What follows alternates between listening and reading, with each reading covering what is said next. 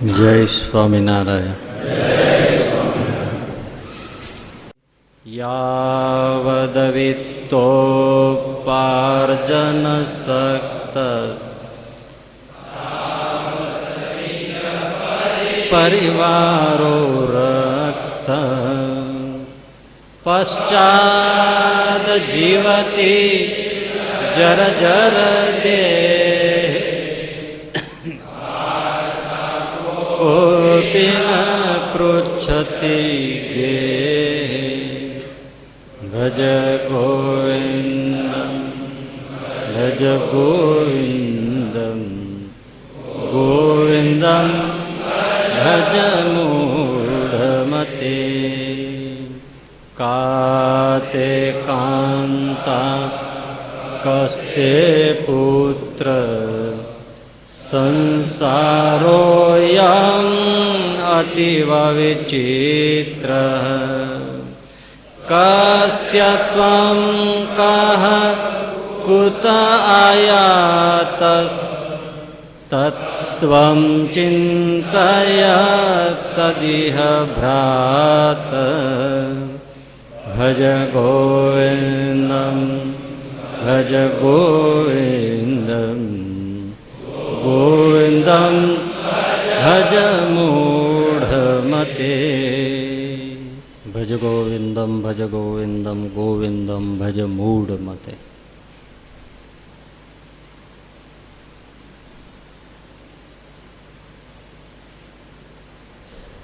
યાવદ વિત્તોપાર્જન સક્તસ તાવત નિજ પરિવારો રક્ત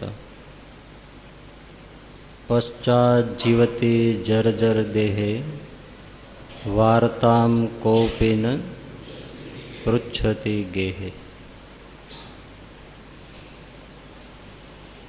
શંકરાચાર્યજી કહે છે કે જ્યાં સુધી ધન કમાઈને આપો ત્યાં સુધી પરિવારમાં બધા તમારા ભાવ પૂછે, પછી કોઈ ભાવ પૂછતું નથી. વાર્તામ કોપી ન પૃચ્છતિ ગેહ.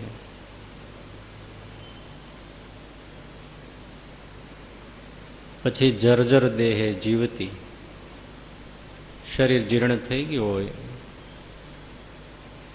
દિવસો પસાર કરે પણ કોઈ એની સાથે વાત કરવા માટે પણ રસ ધરાવતું નથી.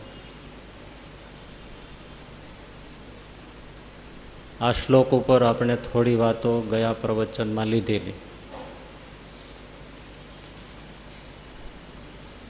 એ વાતો એવી હતી કે થોડીક સામાજિક પરિસ્થિતિ જે કોઈ સમજતા હોય એને સમજાય અને રસ આવે. આજે આપણે થોડીક વાત બિલકુલ સીધી ચટ બધાને સમજાય એવી થોડીક લેવાની છે. યાવદ વિત્તોપાર્જન સક્ત. વિત્ત એટલે પૈસો, ઉપાર્જન એટલે કમાણી કરવી. ધન કમાઈ શકે છે ત્યાં સુધી નિજ પરિવારો રક્ત, પોતાનો પરિવાર ત્યાં સુધી એનામાં હેત રાખે છે. પૈસો કમાઈને આપે એને બધા ચાહે. એનો સીધો સાદો અર્થ એવો પણ કે જ્યાં સુધી કોઈ માણસ કામનો હોય ત્યાં સુધી બધા એના પ્રત્યે ભાવ રાખે. પૈસો કમાણી કરી આપે એટલું જ નહીં, કામનો હોય એને સૌ બધા ચાહે. જ્યારે કોઈ માણસ કામનો ન રહે પછી એને કોઈ પૂછતું નથી. એ તો સીધી સાદી વાત સંસારમાં છે જ.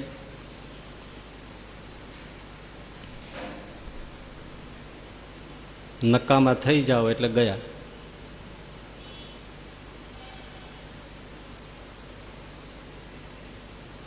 કેન્દ્રમાં સ્વાર્થ છે એમ કહેવાય ને કે એક ખેડૂતને ત્યાં મામલતદાર એની વાડીએ આવેલા. શ્રાવણ ભાદરવાના ને એવા બધા ભાદરવા મહિનો ચાલતો હશે, મગફળીના ઓળા થતા હોય. મામલતદાર આવ્યા છે એટલે એને સરસ મજાના ગાદલું ગોદડું પાથરી આપ્યું છે. સરસ મગફળીના ઓળા શેક્યા છે. મામલતદાર સાહેબ પગ ઉપર પગ ચડાવીને બેઠા છે. પટેલ ખેડૂતભાઈ જાતે મગફળીના ઓળા ફોલી અને મામલતદારને આપે છે. જરાય મામલતદારના હાથ કાળા થવા દેતા નથી. ને મામલતદાર નિરાતે મગફળી શેકેલી ખાય છે. અલક મલકની વાતો થાય છે. મામલતદાર તો કામનો માણસ કહેવાય ને. હવે એમાં એક કર્મચારી આવ્યો સરકારી અને મામલતદારના હાથમાં કાંઈક કવર આપ્યું.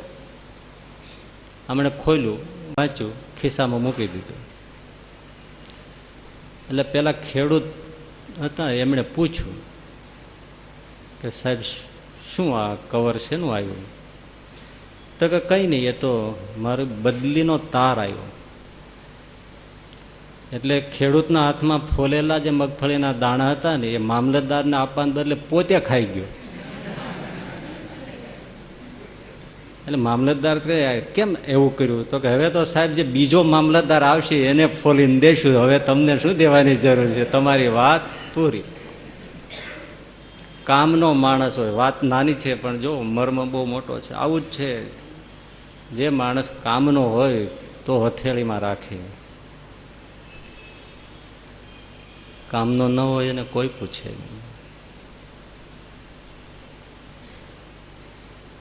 બાપા જ્યાં સુધી કામના હોય ને ત્યાં સુધી ભલે કમાણી નથી કરતા પણ ઘરમાં કંઈક ટેકો કરતા હોય, એનું કાંઈ પેન્શન આવતું હોય અથવા તો પેન્શનની એને નોકરી ન હોય પણ તોય કંઈક ખેતીવાડીમાં થોડી મદદ કરતા હોય, ઘરમાં કંઈક ટેકો કરતા હોય, છેલ્લી બાકી છોકરા સાચવતા હોય કે પછી ક્યાંય કોઈના બેસણામાં ઉઠમણામાં કે લોકાઈએ જવામાં ભાભો જો કામ આવતો હોય તો હજુ એ થોડોક રસ કુટુંબ પરિવાર દાખવે. પણ જ્યારે સાવ નકામો થઈ જાય ભાભો પછી એનું કોઈ પૂછે નહીં. કપડું વપરાતા વપરાતા ગાભો થઈ જાય, માણસ વપરાતા વપરાતા ભાભો થઈ જાય. એ ગાભો અને ભાભો બે સરખા. ગાભાની જે દશા એ પછી ભાભાની દશા થાય. નહીતર પહેલાં તો જ્યારે કમાણી કરતા હોય, કડકડતી નોટું ઘરમાં પહેલે મહિનાની પહેલી તારીખે આવતી હોય, કેવી જમાવટ હોય તમે જુઓ.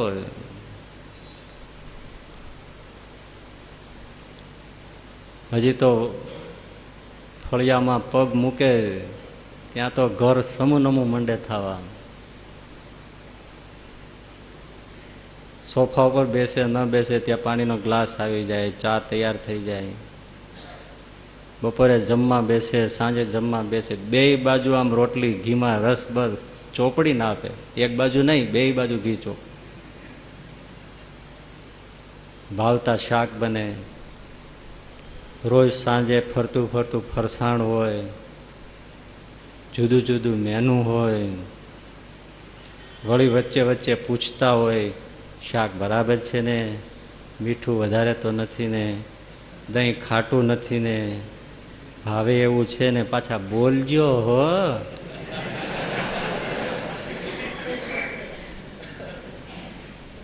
અને એક નાનો પાડો ખાઈ જાય એટલું ખાઈ જાય તોય કે હમણાં તમે ખોરાક ઓછો લ્યો છો.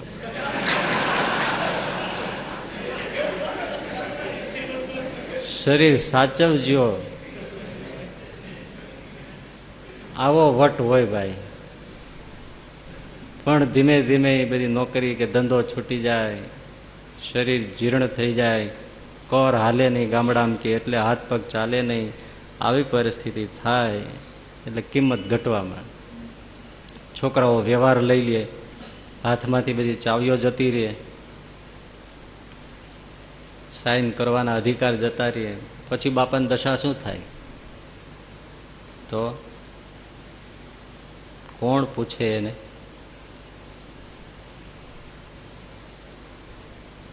છોકરા પરણીને આવી ગયા હોય, વહુ ઘેરે આવી ગઈ હોય ને બાપા સાવ નવરા થઈ ગયા હોય. હવે છોકરા કઈ પૂછતા હોય નહીં. પછી ઓસરીમાં ઢોલિયા ઉપર બાપો બેઠા હોય, હાથમાં ઓલી વાંકી લાકડી લઈને. પણ હજી થોડા દિવસ થાય ને ત્યાં એની જ ડોસી એટલે એની ઘરવાળી ભાભાની એ ડોસી આવે કે તમે અહીંયા આખો દિવસ આ ઓસરીમાં બેઠા રહ્યો છો તે તમને કાંઈ શરમ છે? આ વહુવાળું હોય, આપણે 2-3 દીકરા 2-3 વહુ, ઓસરીમાં પાણીયારે પાણી લેવા ભરવું, કંઈ કામકાજ કરવું, છોકરા અહીંયા હોય નાના એને સુવડાવવા લઈ જવા, રસોડામાં કંઈ આવવું કરવું, લાજ કાઢેલી હોય એમાં ઠેબે ઉમરા ચડતા હોય તો તમને એમ ન થાય કે આપણે ફળિયામાં બેસીએ?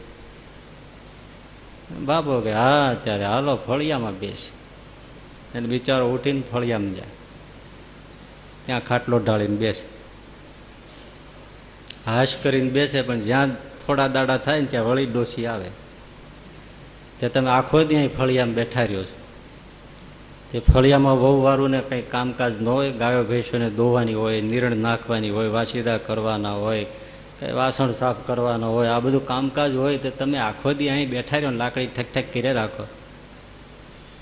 તે તમને શરમ નથી? આટલી ઉંમરે મારે તમને શું કહેવું? એમ ન થાય કે તમે ડેલીએ બેસો, કૂતરું આવી ગયું ધ્યાન રહે, કોઈ માણસ આવી ગયું ધ્યાન રહે. ડેલીએ નથી બેહાતું? કીધા વગર સમજણ નથી પડતી? હા ત્યારે હાલો ડેલીએ બેસીએ, ઓસરીમાંથી ફળિયામાં, ફળિયામાંથી ડેલીએ ખાટલો નાખીને ભાભો બેઠા હોય. ત્યાં હજી થોડા દિવસ બેસે ને ત્યાં ડોસી આવે. ત્યાં આ વાસ્તવિક ચિત્ર જો તમારે બાકી છે. ત્યાં ડોસી આવે તે તમે આખો દી અહીંયા ઢોલિયા અહીંયા દરવાજે ડેલીએ બેઠા રહ્યો, જરાય આમ બહાર જતા નથી, જાણે કુકડી ઈંડા સેવા બેઠી હોય બેઠો હોય. તે તમને એમેય ના થાય કે ઘડીક રામજી મંદિરે જાય, શિવ મંદિરે જાય, ઘડીક ચોરે જાય, દુર્ગાદાસ બાપુ પાસે સત્સંગ કરીએ, ગામમાં આંટો મારીએ, પગ મોકળા થાય, કંઈક ભૂખ લાગે, કંઈક સરખું પચે ખરે. આ તમે અહીં બેઠા રહ્યો, આડોશી પાડોશી જોતા છે તેને એમ ન થાય કે આને ઘરમાં નહીં ઘરવા દેતા? એલા નથી ઘરવા દેતા તો અહીં બેઠો છો, નહીતર ઘણું ઘરમાં બેસવું છે. પણ હવે શું કરે? વળી પાછો લાકડી લઈને ડોસો ઉપડે. એ ચોરેથી રામજી મંદિરેથી પછી હનુમાન મંદિરે, હનુમાનથી માતાજીને, વળી દુર્ગાદાસ, એની પાસે જાનકીદાસ બાપુ ને, એની પાછી દુલારીદાસ બાપુ ને ફરી રાખે બિચારો. વળી પાછો આવીને આપે જમી લે, સાવ કાંકરો કાઢી નાખે. પણ જ્યારે હવે હાથ પગે ન હાલે એટલે વધારાનો માલ, ભંગાર માલ ભરવાનો જે ઓરડો હોય ને, ગેરેજ જેવું, એમાં બાપાનો ખાટલો નાખે. આજુબાજુ સ્કૂટરના ટાયર લટકતા હોય, ખેતીવાડી હોય ને જો ટ્રેક્ટર હોય તેના ટાયર પીડ્યા હોય, અજગરની જેમ ભૂંપાડા મારે એવું લાગે. એક ખાટલી ફાટલી નાખી દીધી હોય, તૂટેલી ખાટલી, ગોદડી ફાટલી, નીચે પાણીની માટલી, બાજુમાં દવાની બાટલી, થાળીમાં 2 રોટલી. લ્યો બાપા તમારી સંપત્તિ આટલી. બાપા નિરાતે બેઠા હોય. પછી હવે હાલી ચાલી શકતા નથી, કોઈ કાંઈ પૂછતું નથી. બાપો ટગર ટગર દેખાય તો જુએ, નહીં તો નિશાસા નાખે. જમવાનું ટાણું થાય, સાંભળે તો વહેલું મોડું દે. હા, અને એ કેવી રીતે આપે? ઘણાની ફરિયાદો આવતી હોય, કૂતરાને રોટલો નાખે ને એમ નાખે. અમને ઘણા વૃદ્ધો કહેતા કે સામે આવી દશા છે, કૂતરું પાડ્યું હોય ને એને જરાક આદરથી રોટલો નાખે છે, એવી રીતે રોટલા નાખે છે. આ વૃદ્ધોની દશા હોય છે. એ તો તમે જાણતા જ હશો, સંસારમાં આમથા જ વૃદ્ધાશ્રમો નહીં ખુલ્યા હોય, મોટો ભાગ આવો છે. એમ 100% કોઈ ચિત્ર નથી આપણે કહેતા. 100% અધર્મ હોય તો દુનિયા નષ્ટ થઈ જાય, ભાંગી જાય. પણ 90% તો ખરું જ. એટલે 10% તો આપણે બહુ બોલીએ છીએ, એમ એટલા બધા ના હોય. વૃદ્ધોની દશા આવી છે. એટલે કહેવાનું શું છે? સ્વાર્થ મટી ગયો એટલે હવે કોઈ વૃદ્ધનું ભાવ પૂછતું નથી. સંતો શાસ્ત્રો બધા જ કહે છે, પણ શાસ્ત્રોને કોણ માને છે? ઔરંગઝેબ હતો એ કટ્ટરવાદી હતો, કુરાનને બહુ માનતો, હાથે પ્રત લખતો, વેચતો, એવું બધું કરતો. કુરાનમાં તો મોહમ્મદ સાહેબે કીધું જ છે કે તારું સ્વર્ગ એ તારા માતા પિતાના ચરણોમાં છે. અને એ જ ઔરંગઝેબ એના સગા બાપને કેદમાં પૂર્યો હતો. ખાવા પીવા માટે માટીના વાસણો આપ્યા હતા. આટલો ત્રાસ ગુજારતો. બાઇબલમાં પેલા કુરાનમાં નહીં આવતું હોય. ત્યારે આપણે હિન્દુઓને પણ કેટલી માતા પિતા, માતૃદેવો ભવન, પિતૃદેવો ભવન, કથાઓમાં બધું આપણે બધા સાંભળીએ જ છીએ ને. અને કથા માંડી હોય તો માતૃદેવો ભવ, પિતૃદેવો ભવની, તો બધાને આંખમાં આંસુ આવે, પણ ઘરે યાદ ના આવે. અમે મા બાપને આવી જ રીતે હળધૂત કરીએ છીએ.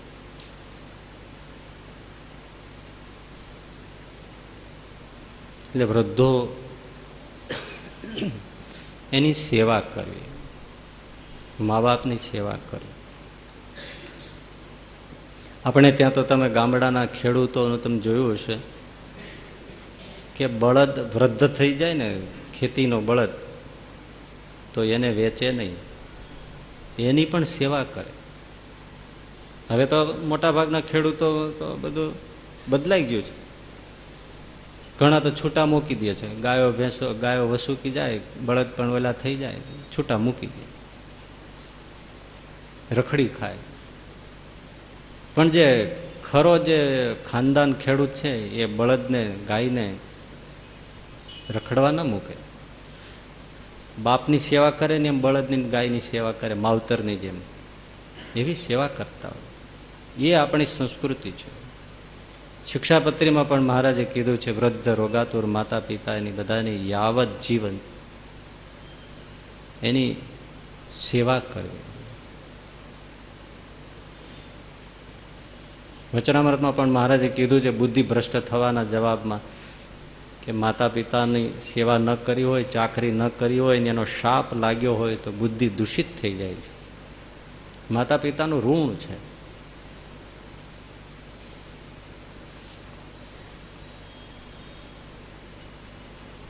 એટલે સેવા કરવી જોઈએ. પણ આપણે જોઈએ છે ને ઘણા લોકો દેવ મંદિરોમાં બહુ પૈસો આપે. અમે એવા બહુ જ જાણતા હોઈએ છીએ.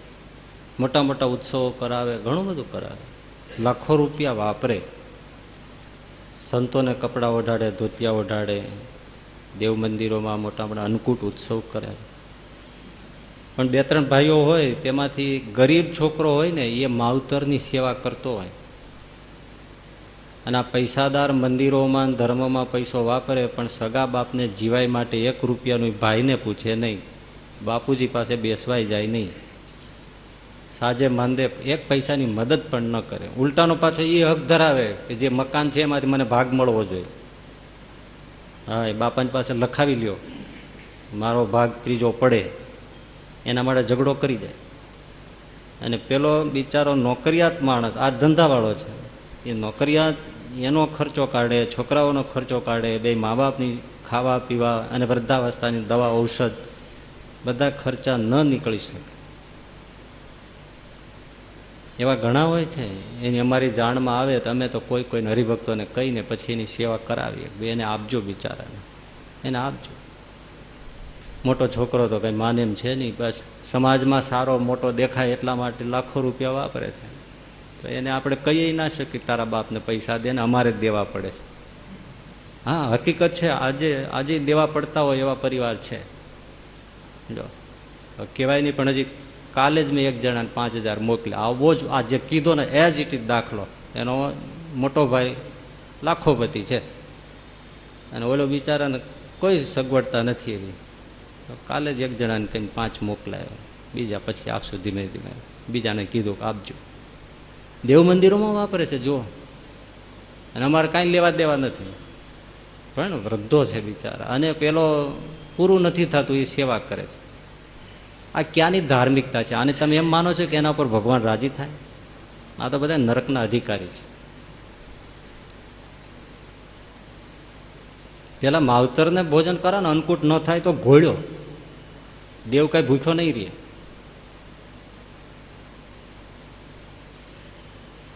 7 સાધુ તો દિગંબર થઈ જાય ને તોય રૂડો લાગે.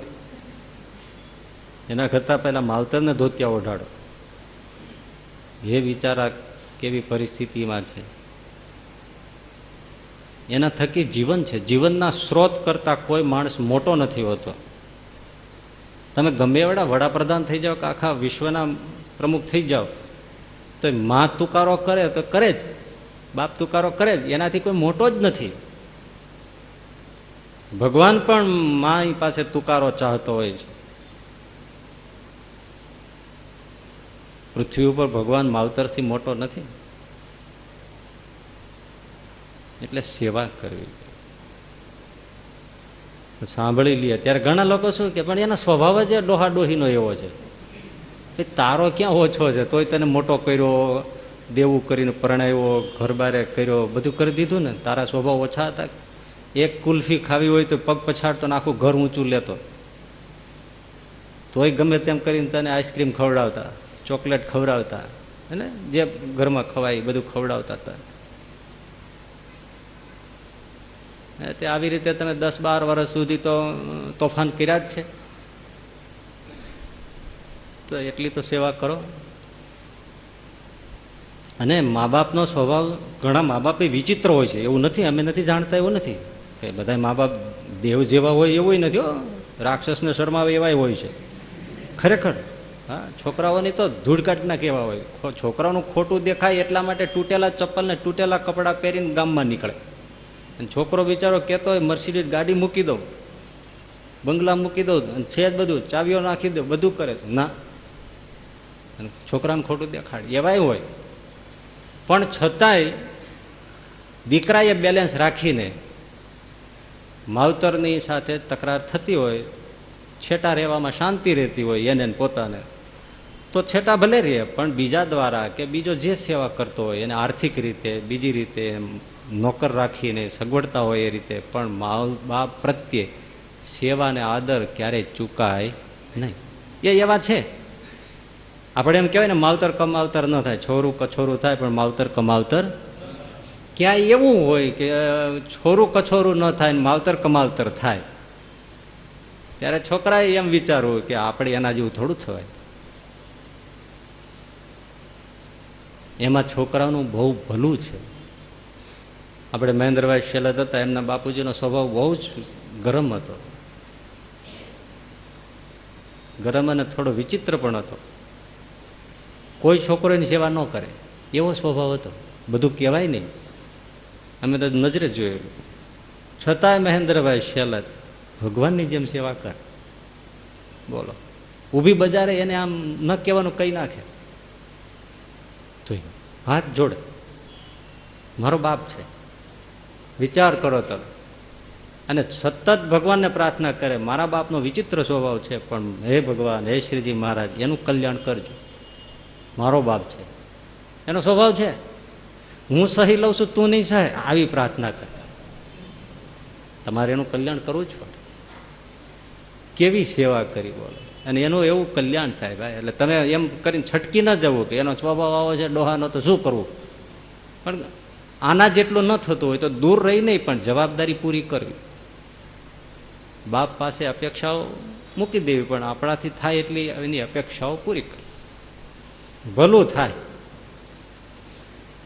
રોજ પ્રાર્થના કરે કે મારા બાપનું સારું થવું જોઈએ, એ મહારાજ કલ્યાણ થવું જોઈએ.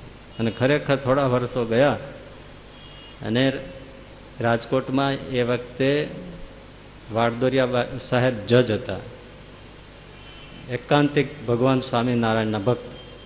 એને શ્રીજી મહારાજે દર્શન દીધા, અવારનવાર દર્શન આપતા. એમને કહ્યું કે તમે મહેન્દ્રને કહેજો આજે નોકરીએ ન જાય, હું એના બાપને તેડવા આવવાનો છું.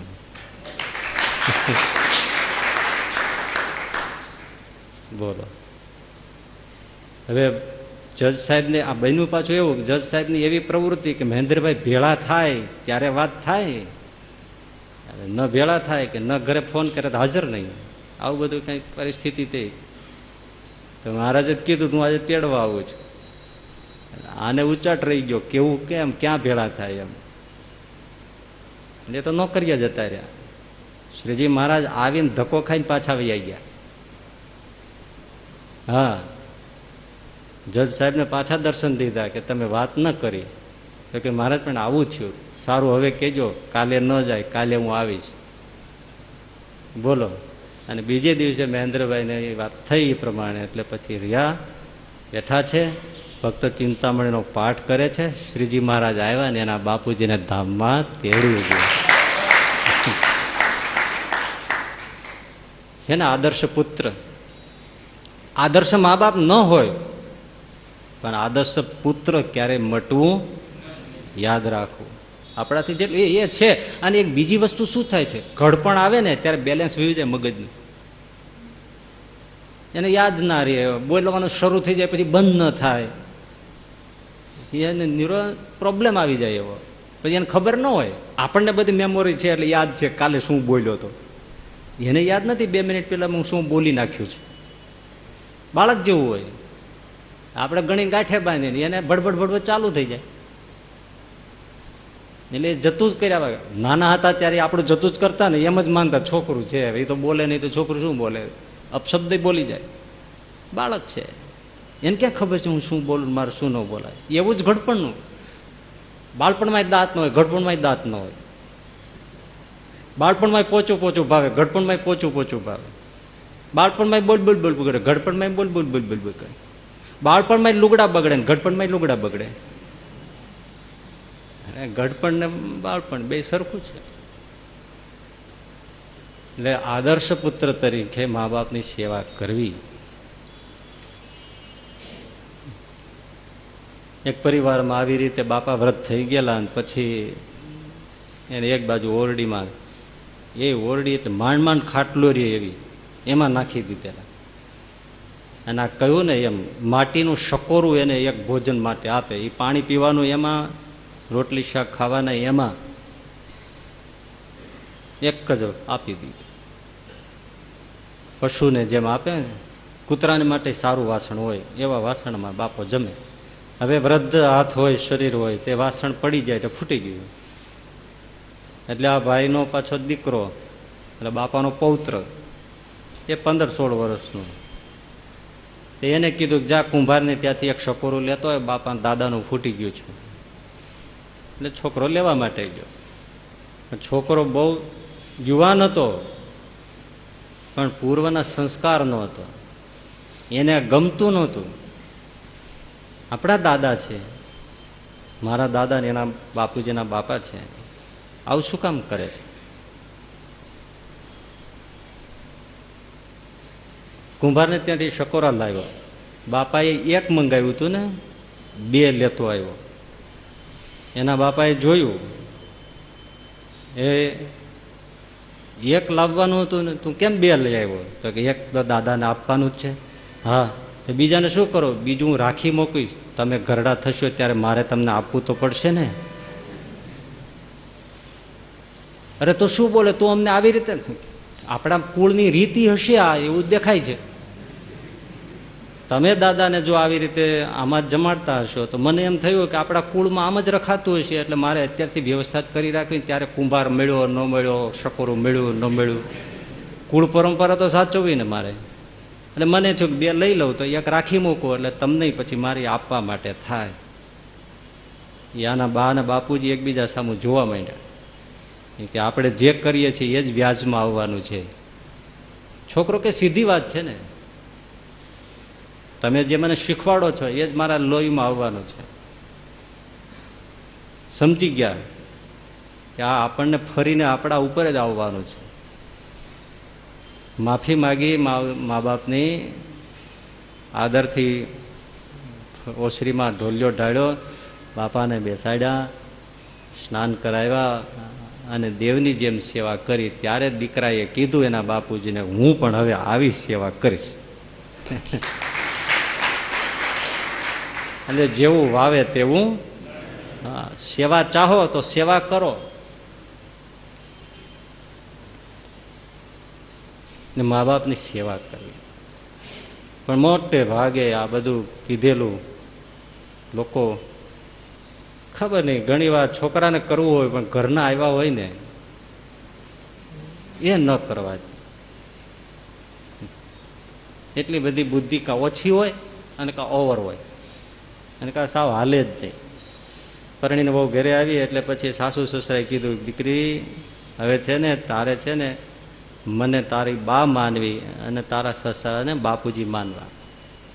બા બાપુજીની ભાવના રાખવી. ભલે. એમાં એનો પતિ નામનો દીકરો તો ઓફિસેથી આવ્યો, બારણું ખોલવા ગઈ. સાસુ એટલે એની બા, એમણે પૂછ્યું કોણ છે? બા ભાઈ આવ્યો. ભાઈ ભાઈ તારા માટે નથી, બા બાપુજી કીધા ને કહેવાનું તો કે ભાઈ આવ્યો. આવી ઘણી ઓછી અક્કલની હોય કે કીધું સમજે નહીં. ઘણામાં પુરુષો નથી સમજતા. એકને થોડું સમજાવવાનું છે, કેટલું બધું છે. છોકરા સમજે તો માવતર ન સમજે, માવતર સમજે તો છોકરા ન સમજે, છોકરા સમજે તો ઘરના ન સમજે. ડોસા ડોસીમાં એકનો સ્વભાવ સારો હોય, પાછું એકનો એવો વિચિત્ર હોય એને લીધે ડોસાને ઢરડાવવું પડે, કાં ડોસીને ઢરડાવવું પડે. ચારનું ભેળું થાય એવું, બીજા ઘરમાં એક બે સભ્યો, આટલાનું ભેળું થાય ત્યારે સેવા થાય. એટલે ઠાકોરજીની સેવા કરવી સહેલી, પણ જીવતાની સેવા કરવી અઘરી છે. અને એ અઘરી સેવા કોઈ નથી કીધું. આ પરમાત્મા છે ઇનવિઝિબલ દેવ છે, અદ્રશ્ય દેવ છે, અને પેરેન્ટ છે એ દ્રશ્યમાન વિઝિબલ સામે દેવ છે, એ દેખી શકાય છે, ઇનવિઝિબલ છે. એની સેવા કરે. પણ છોકરાઓ બાપાનો જે ઋતુ ફરે ને એમ બે ત્રણ છોકરા હોય ને તો ઋતુ ફરે એમ ખાટલો ફરે. એક મહિનો આંત્યા, એક મહિનો આંત્યા, એક મહિનો આંત્યા. બે ભાઈઓ બાપાનો ખાટલો મહિને મહિને ફરે એક જ ગામમાં. મહિનો પૂરો થયો એટલે નાનો ભાઈ બળદગાડામાં, બાપા સાવ અશક્ત, બળદગાડામાં બેસાડી અને મોટા ભાઈના ફળીએ, તે ફળિયામાં એમને બાપાને ઉલાળીને ધકાલીને નાખીને વયો ગયો. ઉતારે, ટેકો દે, ઓસરીમાં ઢોલિયા ઉપર બેસાડે આદરથી, એમ મૂકી જાય તો કોણ ના પાડે છે? વારો પૂરો થયો, બસ ફળિયામાં નાખી, લોચો નાખે ને જેમ કોઈ પોટલું બંડલ, એમ નાખીને વયો ગયો. પણ એ છોકરાની વહુ બહુ જ ભાવિક, એને બહુ દુઃખ થયું. દોડી બાપુજીને ટેકો કર્યો, સ્નાન કરાવ્યું, બેસાડ્યા, પાણી પાયું, ચા પાણી બધી વ્યવસ્થા કરી. પણ ઘરે એમના પતિ આવ્યા ને ત્યારે એને ફરિયાદ કરી કે આ તમારો ભાઈ કેવો છે, બાપુજીને ફળિયામાં ઉલાળીને નાખીને વિયો ગયો. તો ઓલો કે એમાં શું ફરિયાદ કરે, મહિનો પૂરો થવા દે, હું એની ખડકી બહાર દરવાજે ઉલાળીને નાખીને વિયો આવીશ.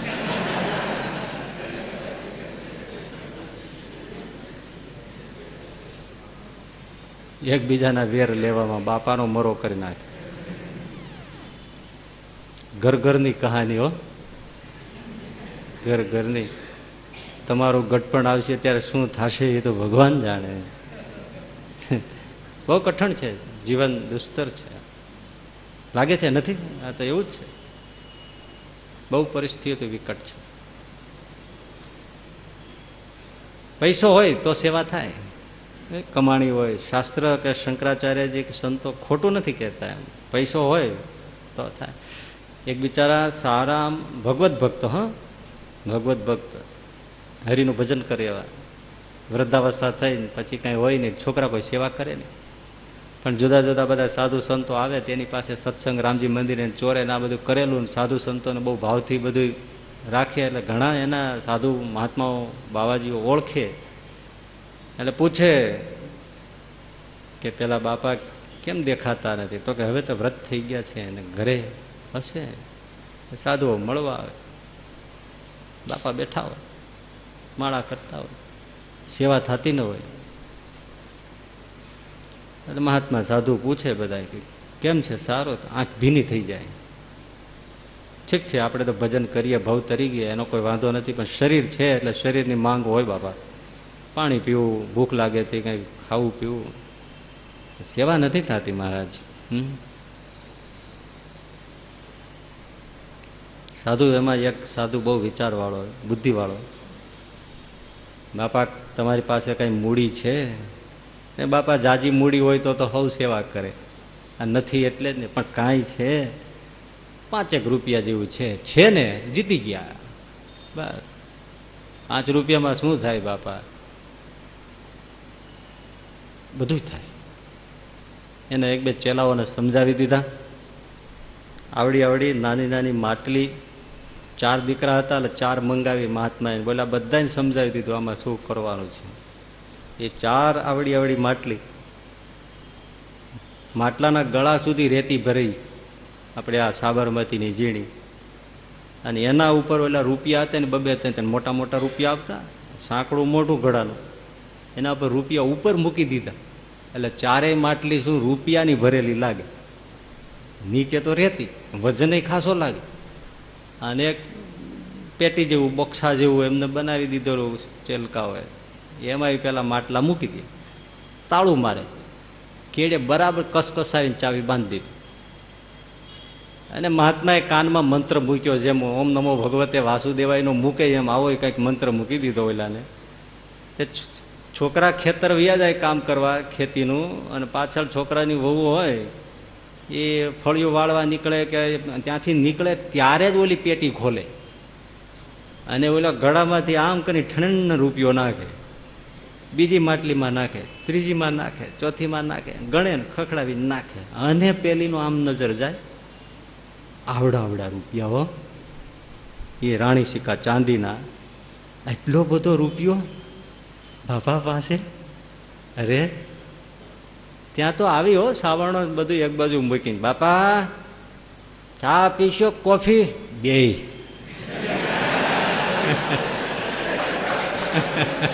શું કામ આ મોડું મૂકે? મનમાં થઈ ગયો આ સાધુની યુક્તિ કામ આવી ગઈ. હાલો કોફી પી જાય ને ચાય પી જાય.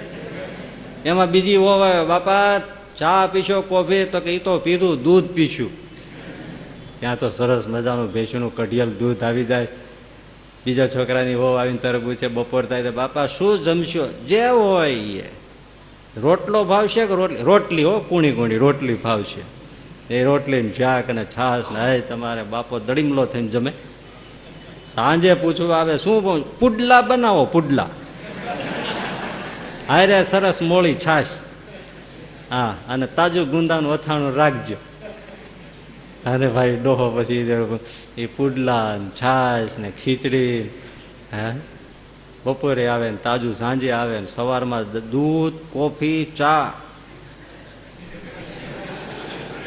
વચમાં શીરો અને આવું બધું જલસો મારી જાય જુદો.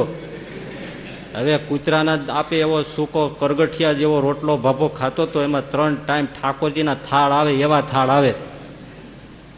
2-3 મહિનામાં થઈ ગયો રાતે રાણ જેવો ડોહો, વંડીઓ ઠેકી જાય એવો થઈ ગયો.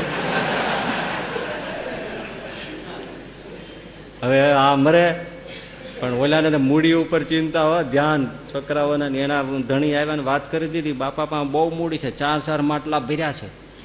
છોકરા આવીને એ મળ્યા બેસવા, બાપાને હારી હારી વાતો કરે. બાપા પછી કુળ પરંપરાની વાતો કરે ને ઇતિહાસો કે મહાત્મા પાસે ઘણું સાંભળ્યું હોય, વાતો ઘૂંટવા દે નહીં, અને એવો વાતોમાં ભૂલવાડી દે કે પૈસો યાદ આવવા દે નહીં.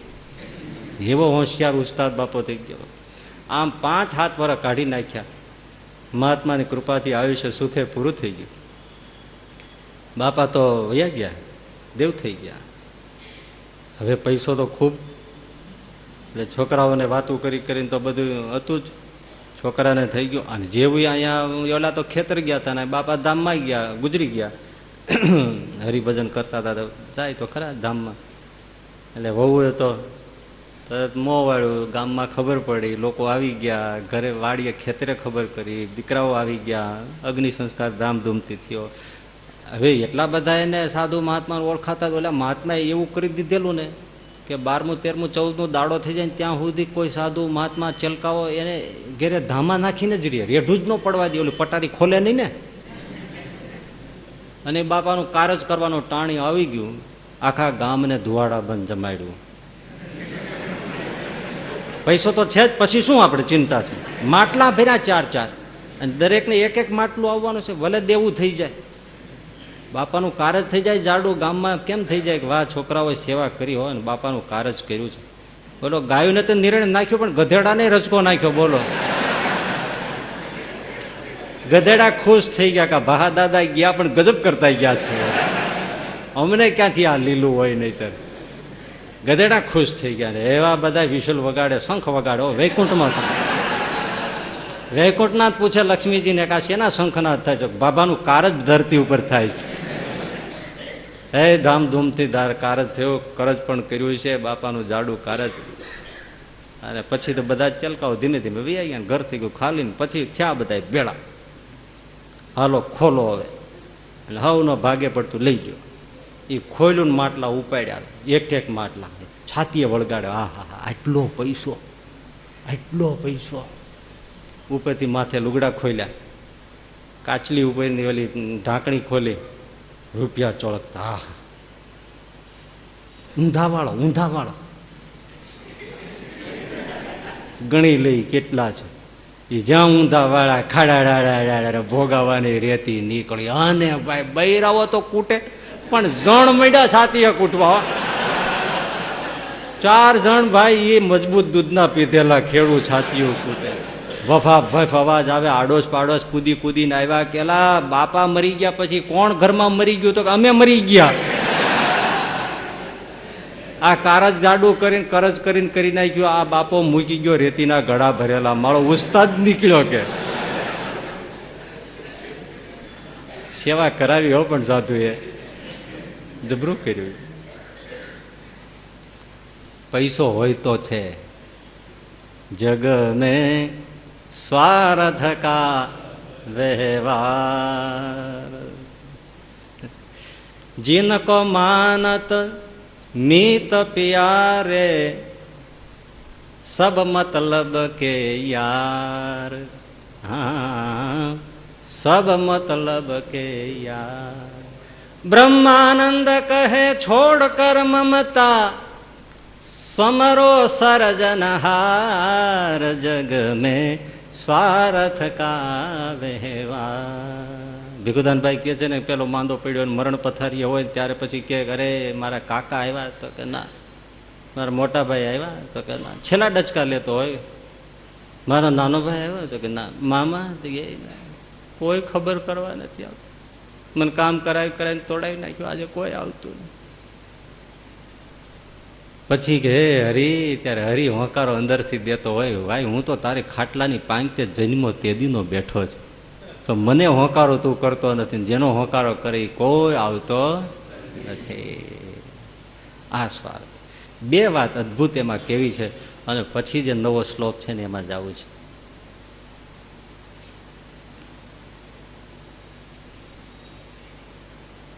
કપિલ વસ્તુ જેવી નગરી, એમાં મશહૂર વૈશ્યા વાસવ દત્તા નામે રહેતી હતી.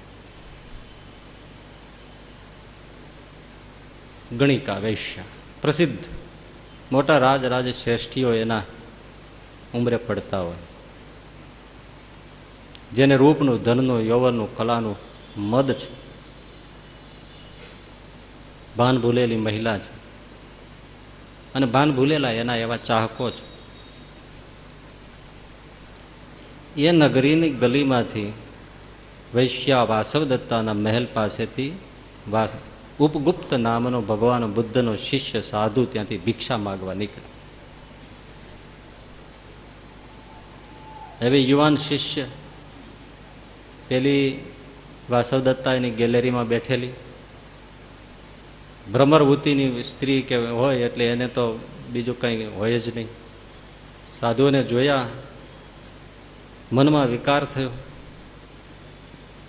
એને થયું કે ઘણા એક આસને પુરુષો સાથે બેઠા, પણ કોઈ આવા સંન્યાસી સાથે નથી બેઠા. અને સંન્યાસી તો બહુ રૂડો રૂપાળો છે. કન્યા ભરય તે રૂપમ. સંન્યાસી તો ખુશ થશે, સામેથી આવું આમંત્રણ કોણ આપે? એની દાસીને કીધું જાઓ પેલા સંન્યાસીને બોલાવો કે અમારી શેઠાણી તમને બોલાવે છે. ઉપગુપ્તને બોલાવ્યા. પહેલા તો એમ લાગ્યું ભિક્ષા માટે બોલાવ્યા છે. ઉપગુપ્ત હાથમાં ભિક્ષા પાત્ર લઈને એના ચોકમાં આવીને ઉભા રહ્યા.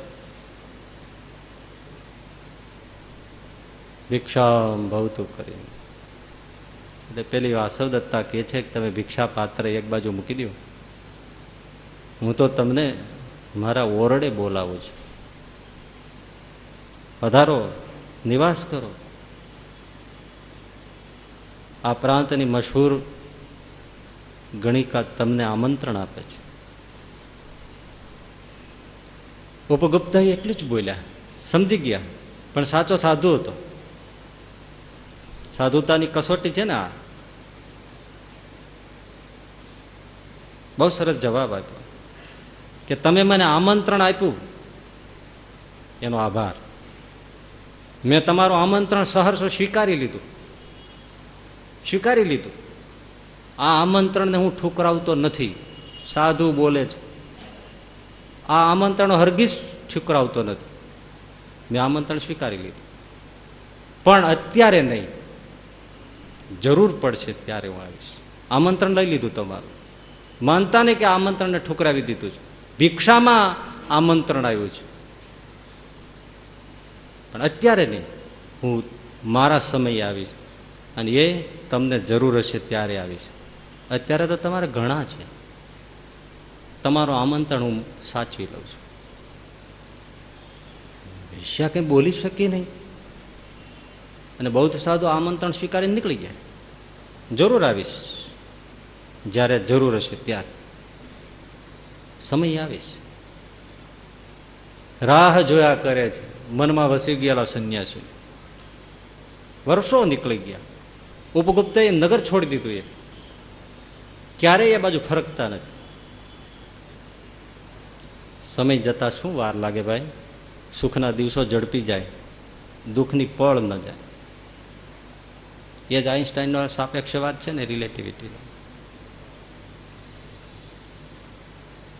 વેશ્યા, એને ભયંકર રક્તપિત્ત, કુષ્ઠરોગ, એનું દર્દ લાગુ પડ્યું. આવામાં એવા દર્દ આવે જ સ્વાભાવિક, આવા કોઈ ને કોઈ કંઈક આવે.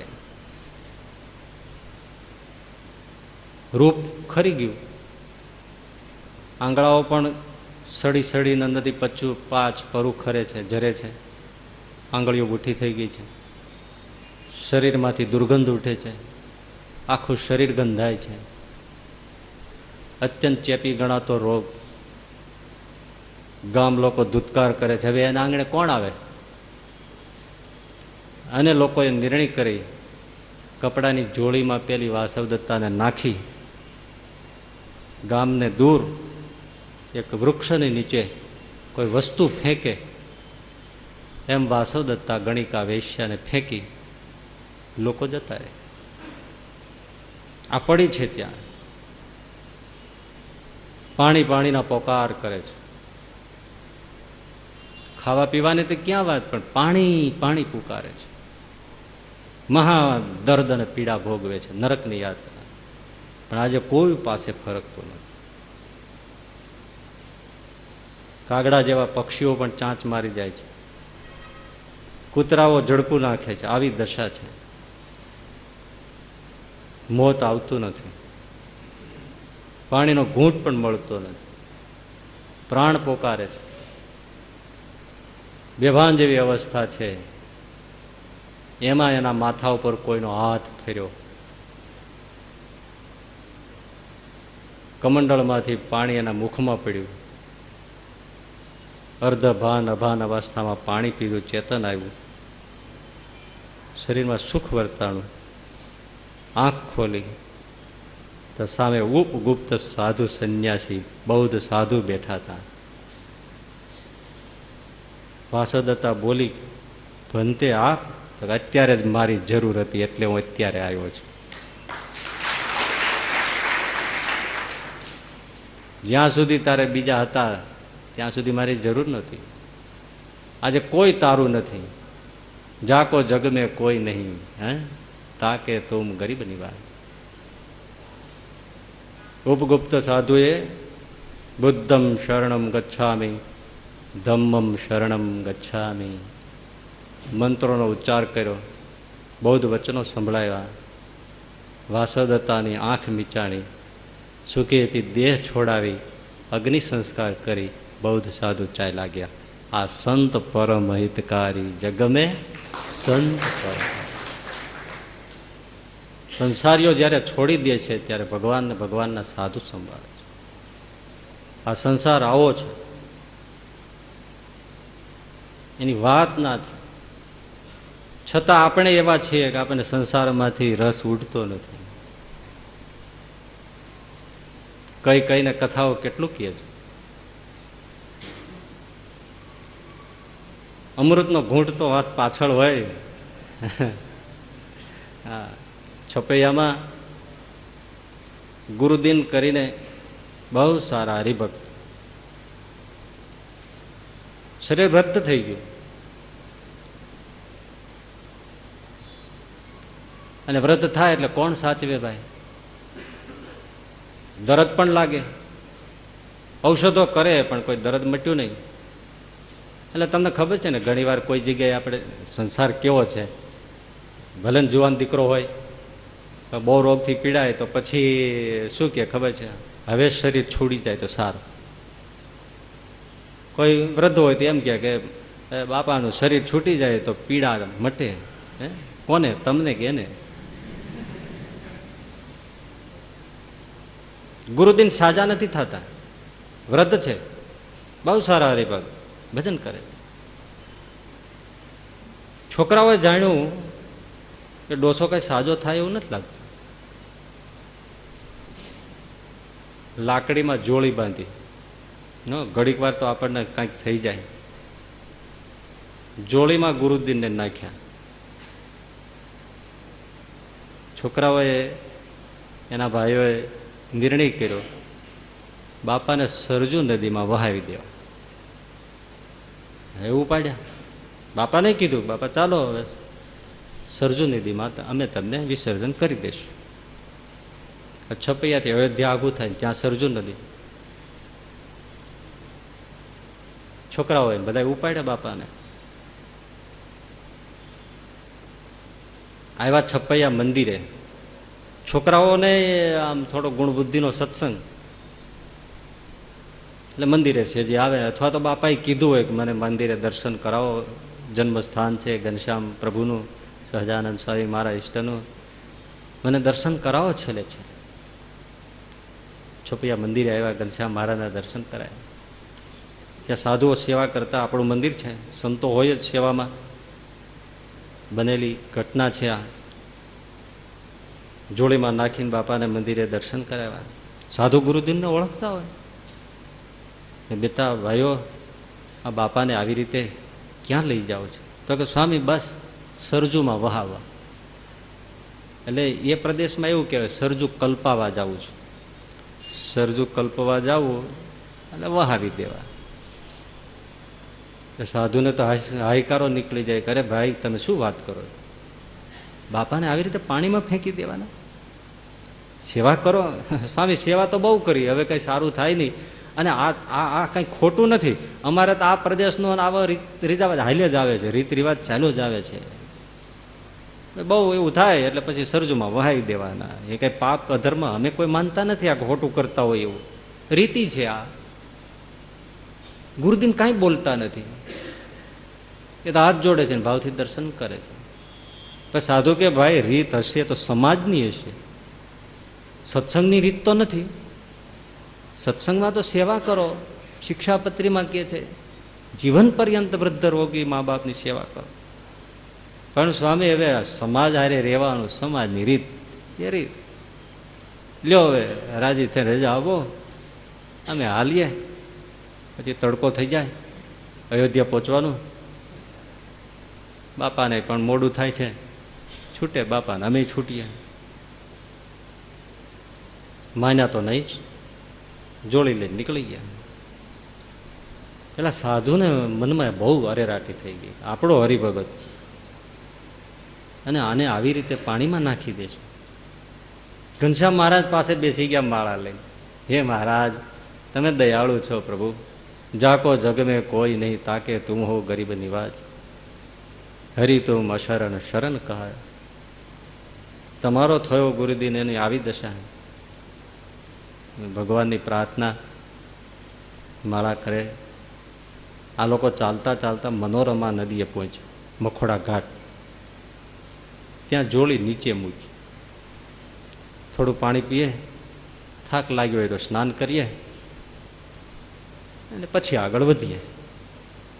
જોડી મૂકી હજી હાથ પગ ધોવે ના ધોવે, બાપા તો શાંતિથી માળા કરે છે. એમાં અજવાળું થયું. છોકરાઓ કીધું આ શું વીજળીનો ચમકારો ક્યાં? અત્યારે નહીં વાદળી નહીં રે વીજળી, ઓચિંતાના વીજળીના ચમકારા ક્યાં?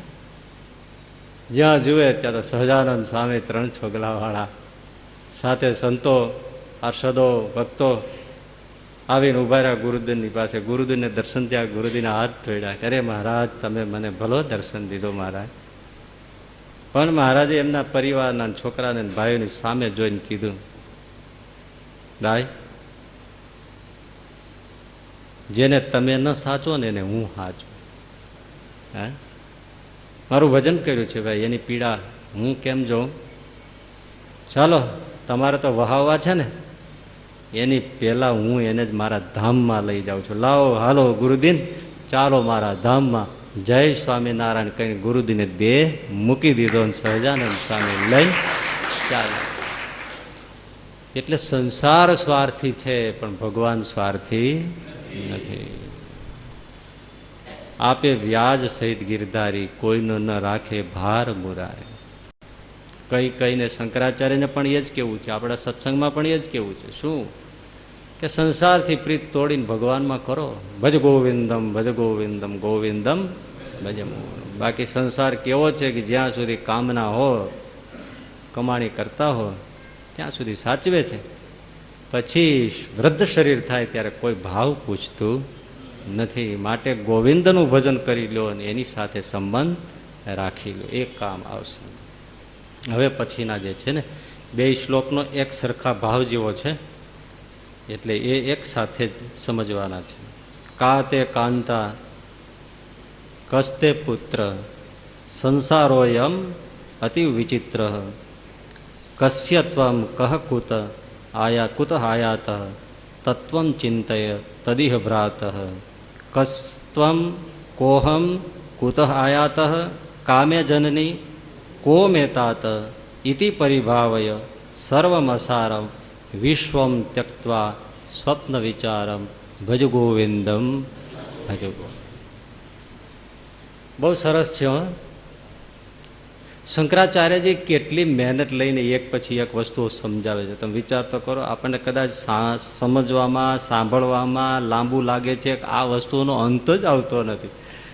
પણ શંકરાચાર્યજી કેટલું લઈને વર્ણન કરે. એક જ આશય છે કે આ જીવ કોઈ રીતે સંસારથી છૂટીને ભગવાનમાં જોડાય. અર્થ તો તમને સંસ્કૃત છે છતાંય સહેલો છે, સમજાઈ જાય એવો છે. હું એનો ભાવાર્થ કહી દઉં. કોણ કોના માતા પિતા, કોણ કોનો ભાઈ, કોણ પત્ની, કોણ પુત્ર, કોણ કોનું છે. સંસાર અતિશય વિચિત્ર છે. માટે તું વિચાર કર, તું કોનો છો, તું કોણ છે, ક્યાંથી આવ્યો છે, એનો વિચાર કર. અને આ અસાર અને સ્વપ્ના જેવા સંસાર, એમાંથી આસક્તિ છોડી દે અને ભગવાનનું ભજન કર. ગોવિંદમ ભજ ગોવિંદમ ભજ ગોવિંદમ મૂળ મત. એટલે આનો અર્થ આટલો છે. કોણ કોનું છે એમ. અને સંસાર અતિ વિચિત્ર છે, સ્વપ્ન જેવો છે, અસાર છે. એ બધી આસક્તિ મૂકીને ભગવાનનું ભજન કરી લે. આ વાત આપણે આના ઉપર લઈ બુદ્ધિવાળાને પણ થોડી કામની આવે અને ઓછી બુદ્ધિ હોય એને કામની આવે એવી આપણે વાત થોડી સમજશું, કોશિશ કરજો.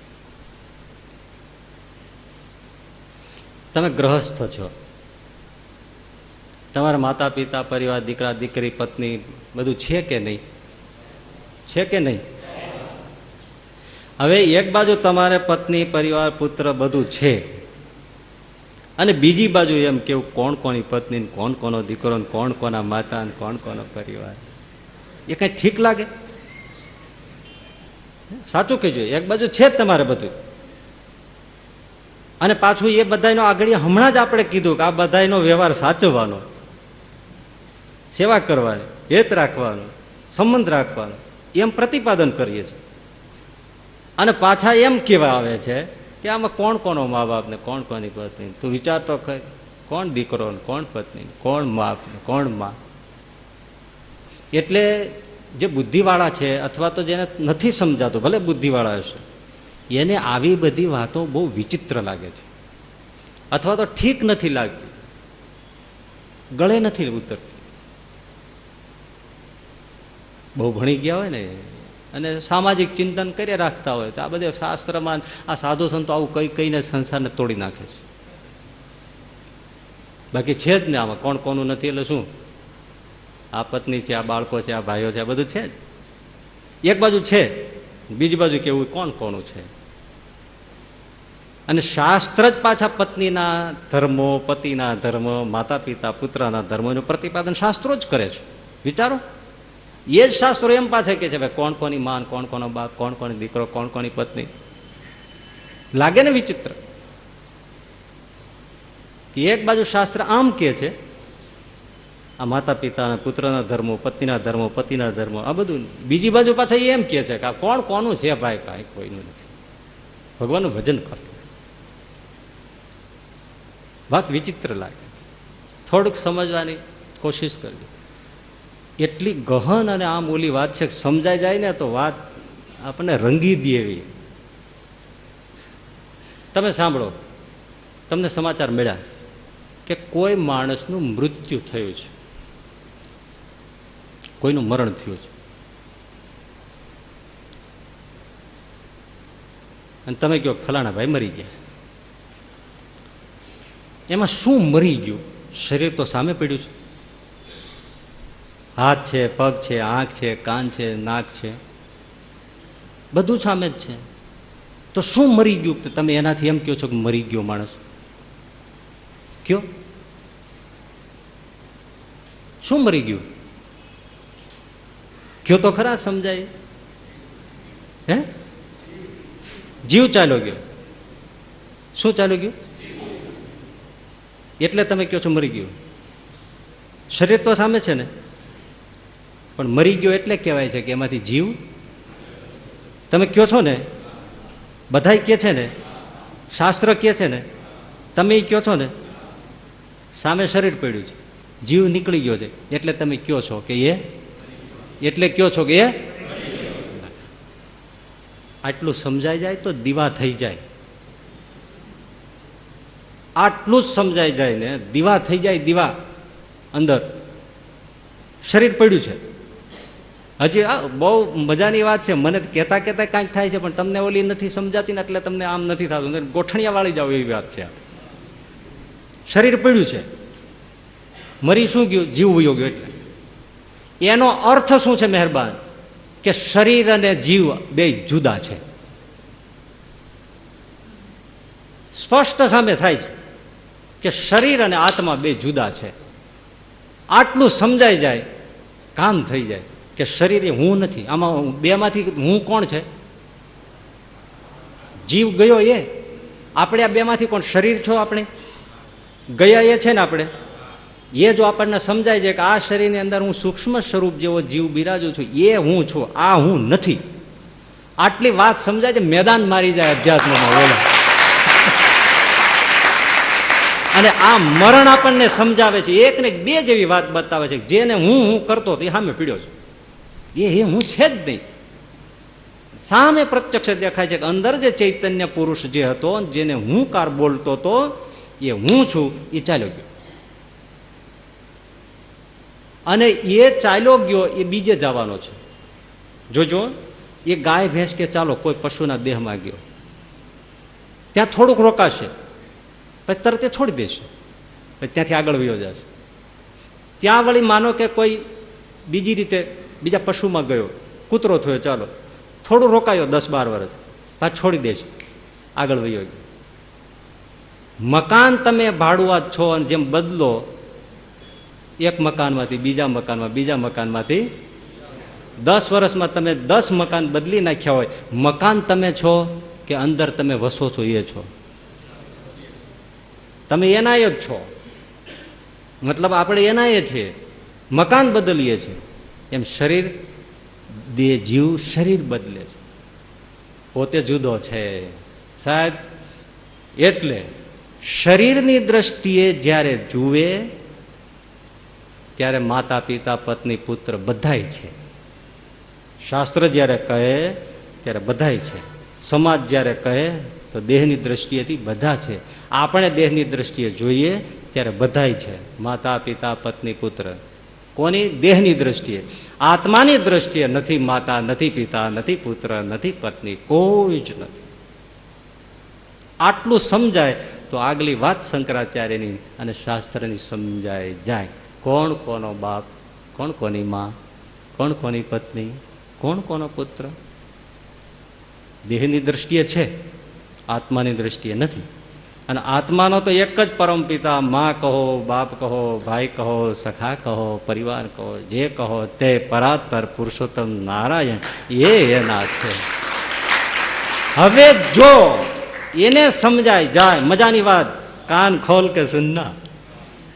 જો આટલું સમજાય જાય કે મારો બાપ પરમપિતા પુરુષોત્તમ નારાયણ છે, તો જીવ એમાં જોડાય, એમાં ભક્તિ જાગે, એમાં પ્રેમ જાગે, અને એમાં પ્રેમ જાગે એને પામે બધા જ દુઃખ માત્ર નિવૃત્ત થઈ જાય. પણ એ ભૂલીને જે નથી એને માન્યા છે, આ મારી માં છે, આ મારો બાપ છે, આ મારો ભાઈ છે, આ મારો પત્ની છે, મારો પતિ છે, એમાં એવું બોન્ડેજ કર્યું છે, એવું બંધન કર્યું છે, એ આસક્તિય કરીને અનંત જન્મો દુઃખ દુઃખ અને દુઃખ ભોગવતો જ જાય છે, ભોગવતો જ જાય. અત્યારે મોટા ભાગના બધા દુઃખ જે જીવનમાં છે શેના છે બોલો? આ માયનું છે એના જ ને. એ ભાઈ, આ માયનું છે એના જ દુઃખ છે ને. જો એને સમજાય જાય કે આ તો બધું ખોટું છે, સાચો તો મારો બાપ આ છે. મોઢેથી ખાલી બોલીએ છીએ તમે એવ માતા ચ પિતા ત્વમેવ, અહીંયાથી આ ક્યાં પડે છે?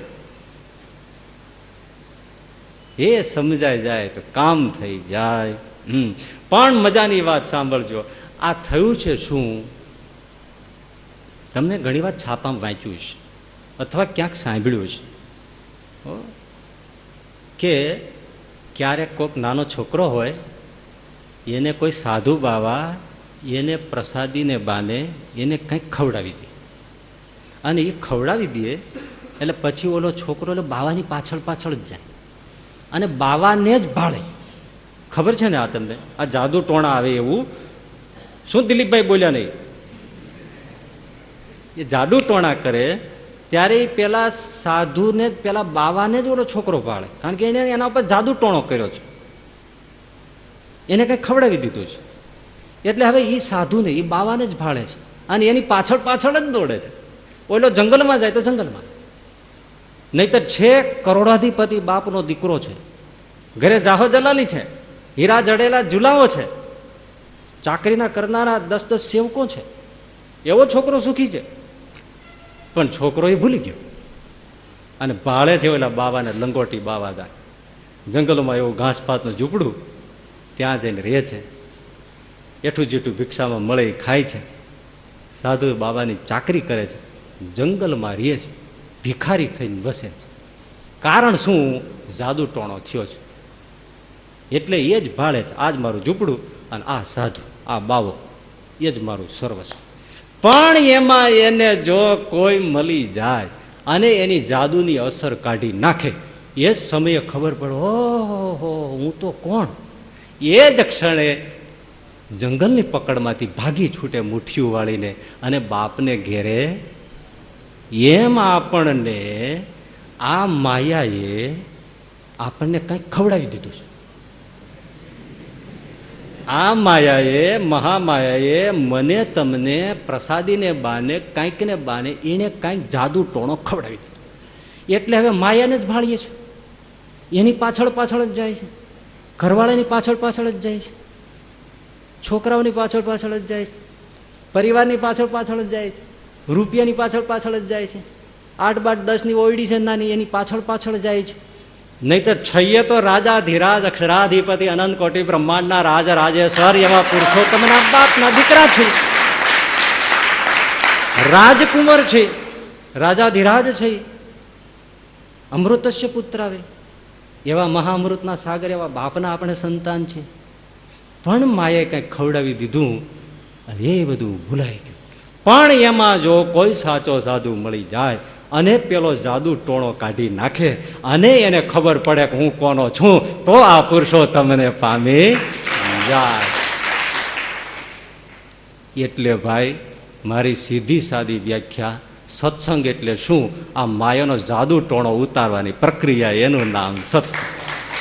આ જે ખવડાવી દીધું છે ને માયાએ, એ અસર કાઢવાની પ્રક્રિયા, એનું નામ સત્સંગ.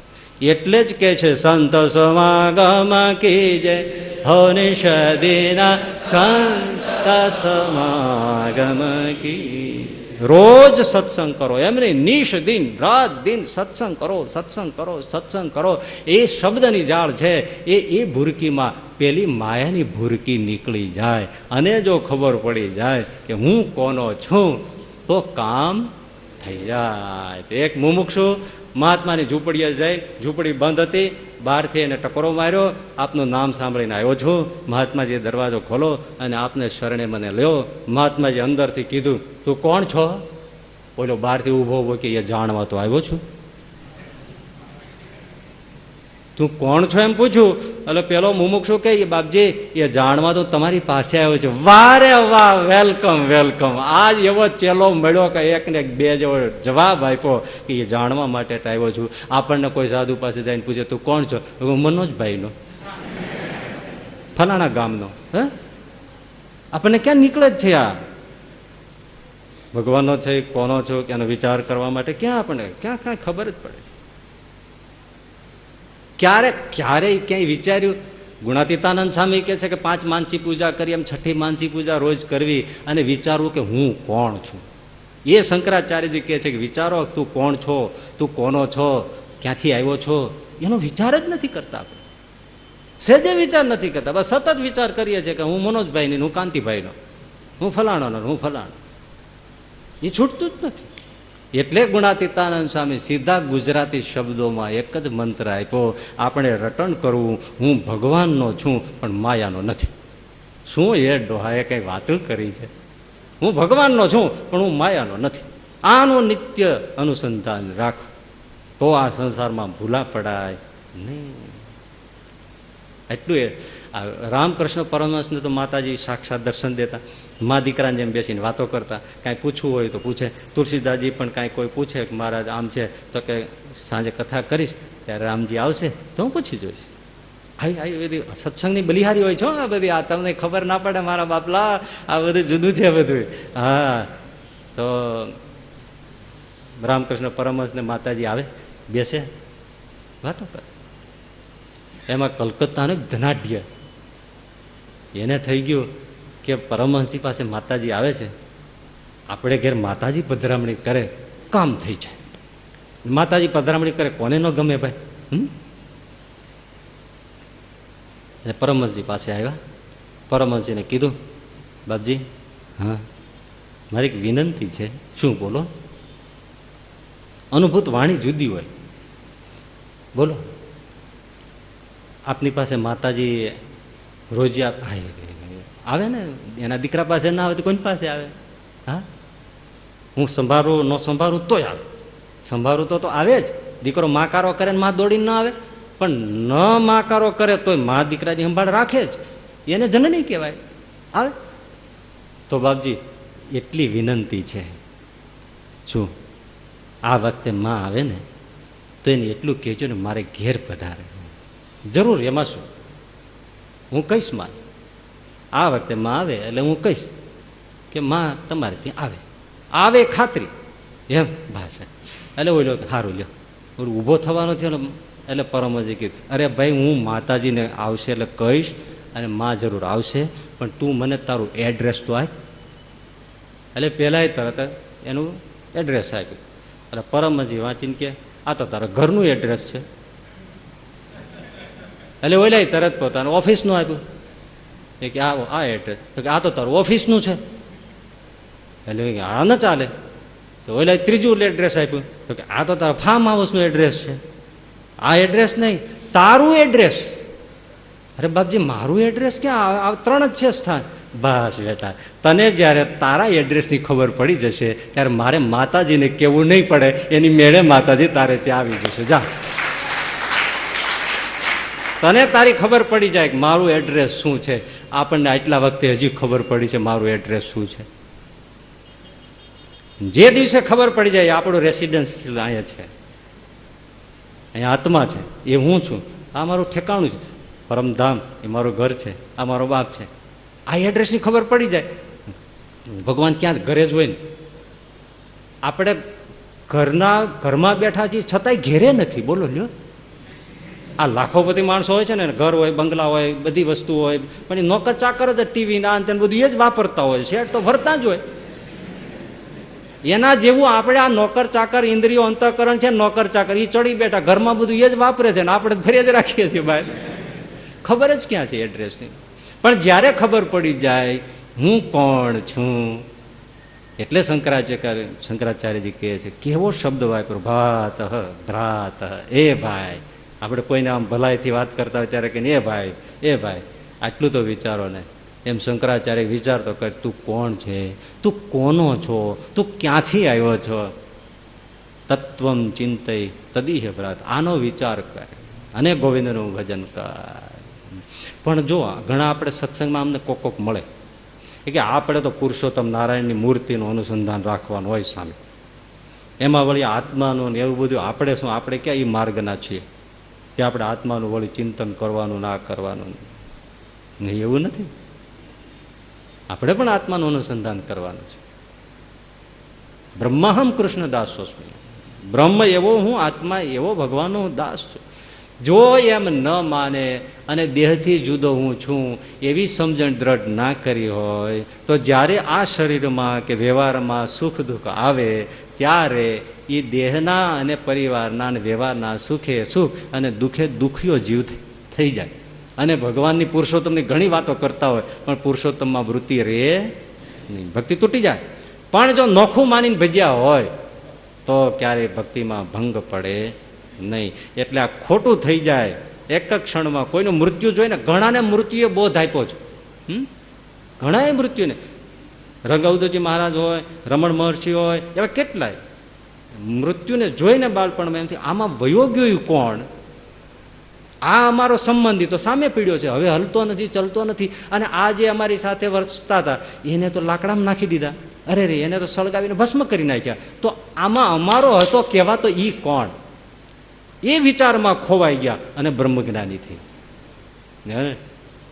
એ એડ્રેસ જો વિચાર, એ હું કોણ છું, મારો કોણ છે, હું ક્યાંથી આવ્યો છું, તો પછી આ બધું જૂઠું થઈ જાય.